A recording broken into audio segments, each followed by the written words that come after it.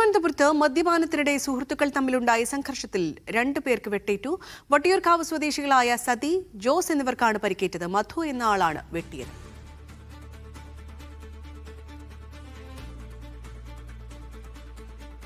രജീഷ് ചേരുന്ന വാർത്തയുടെ വിശദാംശങ്ങളുമായി. രജീഷ്, എന്താണ് ഈ ആക്രമണത്തിന് കാരണം?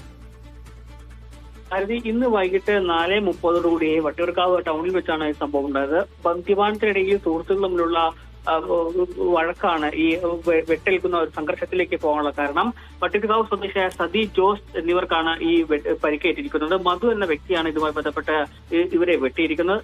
ഇയാളുടെ സുഹൃത്ത് അശോകനും ഒപ്പം തന്നെ വെട്ടിയ മധുവും ഇപ്പോൾ പോലീസ് കസ്റ്റഡിയിലാണ്.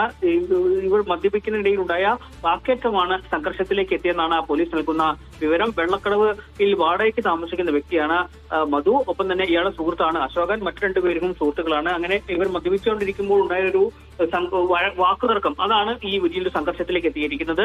ഈ പരിക്കേറ്റ 2 പേരെയും, അതായത് ജോസിനെയും ഒപ്പം തന്നെ സജിയെയും പേരൂർക്കട ആശുപത്രിയിലാണ് പ്രവേശിച്ചിരിക്കുന്നത്. വെട്ടുകത്തി കൊണ്ടാണ് ജോസിന് വെട്ടിയിരിക്കുന്നത്.